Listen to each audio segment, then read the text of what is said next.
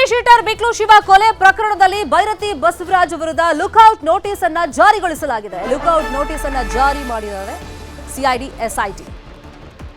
ಕಾರಣ ಇಲ್ಲಿ ನಿರೀಕ್ಷಣಾ ಜಾಮೀನಿನ ಮೊರೆ ಹೋಗಿದ್ರು ಬಿಜೆಪಿ ಎಂಎಲ್ಎ ಭೈರತಿ ಬಸವರಾಜು.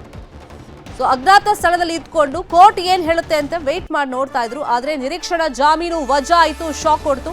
ಇನ್ನೊಂದು ಕಡೆ ಲುಕ್ಔಟ್ ನೋಟಿಸ್ ಅನ್ನು ಕೂಡ ಜಾರಿಗೊಳಿಸಲಾಗಿದೆ. ನಿರೀಕ್ಷಣಾ ಬೇಲ್ ಅರ್ಜಿ ವಜಾ ಬೆನ್ನಲ್ಲೇ ಲುಕ್ಔಟ್ ನೋಟಿಸ್ ಇಶ್ಯೂ ಆಗಿದೆ. ಕಳೆದ 4 ದಿನಗಳಿಂದ 55ನೇ ದಿವಸ ಭೈರತಿ ಬಸವರಾಜ್ಗೋಸ್ಕರ ಸಿಐಡಿ ಟೀಮ್ ಹುಡುಕಾಟವನ್ನ ನಡೆಸ್ತಾ ಇದೆ. ಗೋವಾ, ಮಹಾರಾಷ್ಟ್ರ ಭಾಗದಲ್ಲಿ ಶಾಸಕನಿಗೆ ಹುಡುಕಾಟವನ್ನ ನಡೆಸಲಾಗ್ತಿದೆ. ಕಾರಣ ಪುಣೆಯಲ್ಲಿ ಕೊನೆಯದಾಗಿ ಭೈರತಿ ಮೊಬೈಲ್ ಸ್ವಿಚ್ ಆಫ್ ಆಗಿದೆ. ಲೊಕೇಶನ್ ಅಲ್ಲಿ ತೋರಿಸ್ತಾ ಇದೆ. ಲಾಸ್ಟ್ ಆಗಿ ಗೋವಾ ಅಥವಾ ಮಹಾರಾಷ್ಟ್ರದಲ್ಲಿ ಅಡಗಿರುವಂತ ಸಂಶಯ ಇದೆ. ಹಾಗಾಗಿ ಯಾವುದೇ ಕ್ಷಣದಲ್ಲಾದ್ರೂ ಅವ್ರ ಬಗ್ಗೆ ಸುಳಿವು ಸಿಗ್ತಾ ಇದ್ದಂಗೆ ಅವರನ್ನ ಅರೆಸ್ಟ್ ಮಾಡುವಂತ ಚಾನ್ಸಸ್ ಇದೆ. ಅಜ್ಞಾತ ಸ್ಥಳದಲ್ಲಿ ಇದ್ಕೊಂಡೆ ಸುಪ್ರೀಂ ಕೋರ್ಟ್ ಮೊರೆ ಹೋಗ್ತಾರಾ ಅನ್ನೋದು ಈಗಿರುವಂತ ಕುತೂಹಲ. ಇದೇ ವಿಷಯವಾಗಿ ಇನ್ನಷ್ಟು ಡೀಟೇಲ್ ಆಗಿ ಇನ್ಫಾರ್ಮೇಶನ್ ಕೊಡ್ತಾ ಹೋಗೋದಕ್ಕೆ ನೇರ ಸಂಪರ್ಕದಲ್ಲಿ ಕನೆಕ್ಟ್ ಆಗಿದ್ದಾರೆ ನಮ್ಮ ರಿಪೋರ್ಟರ್ ಗಂಗಾಧರ್ ವಾಗಟ. 5ನೇ ದಿವಸ 3 ಟೀಮ್ ಮಾಡ್ಕೊಂಡು ಹುಡುಕಾಟವನ್ನ ನಡೆಸ್ತಾ ಇದ್ದಾರೆ. ಇನ್ನು ಭೈರತಿ ಬಸವರಾಜು ಕೋರ್ಟ್ ಏನ್ ಹೇಳುತ್ತೆ ಅಂತ ನಿರೀಕ್ಷೆಯಲ್ಲಿದ್ರು. ಕೋರ್ಟ್ ಇಂದಲೂ ಹಿನ್ನಡೆ ಆಗಿರೋದ್ರಿಂದ ವಾಟ್ ನೆಕ್ಸ್ಟ್, ಈಗ ಯಾವ ಕ್ಷಣದಲ್ಲಿ ಅವ್ರು ಬಂಧನ?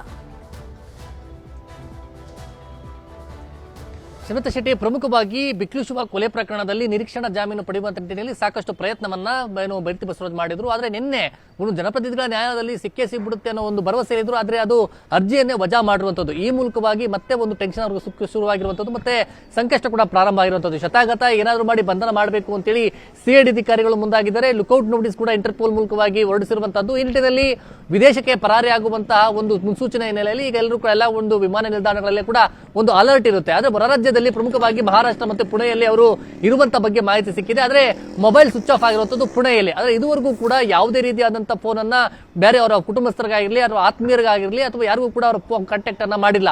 ಹೀಗಾಗಿ ಟೆಕ್ನಿಕಲ್ ಅನಾಲಿಸಿಸ್ ಮಾಡಲಾಗ್ತಾ ಇದೆ. ಯಾರ ಸಂಪರ್ಕದಲ್ಲಿಲ್ಲ. ಈ ನಿಟ್ಟಿನಲ್ಲಿ ಅವರನ್ನ ಪತ್ತೆ ಮಾಡುವಂತದ್ದು ಸ್ವಲ್ಪ ಕಷ್ಟಕರವಾಗಿರುವಂತಹ, ಸುಳಿವನ್ನ ಪತ್ತೆ ಮಾಡುವಂತದ್ದು. ಹೀಗಾಗಿ ಇಂಟರ್ಪೋಲ್ ಮೂಲಕವಾಗಿ ಲುಕ್ಔಟ್ ನೋಟಿಸ್ ಅನ್ನು ಹೊರಡಿಸಿರುವಂತದ್ದು. ಈಗ ಅವರಿಗೆ ಅನಿವಾರ್ಯತೆ ಇರುವಂತದ್ದು. ಈಗಾಗಲೇ ಪೊಲೀಸರಿಗೆ ಅವರು ಶರಣಾಗತಿ ಆಗಬೇಕು. ಅಷ್ಟರಲ್ಲಿ ಅವರು ಸಿಐಡಿ ಅಧಿಕಾರಿಗಳನ್ನು ಅವರನ್ನ ಬಂಧನ ಮಾಡುವಂತಕ್ಕೆ ಎಲ್ಲ ಒಂದು ಪ್ರಯತ್ನವನ್ನ ಮಾಡ್ತಾ ಇದ್ದಾರೆ.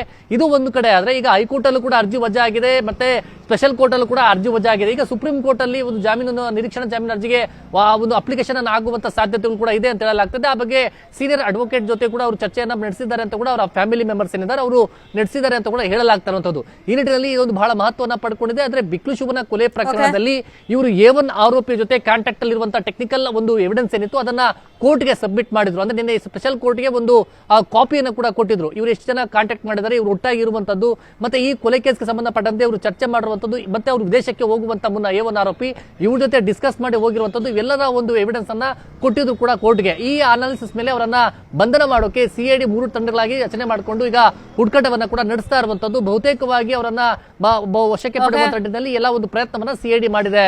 ಶಮಿತಾ ಶೆಟ್ಟಿ, ಈ ಕ್ಷಣದ ಮಾಹಿತಿಯನ್ನು ಕೊಡ್ತಾ ಹೋಗಿದ್ದಕ್ಕೆ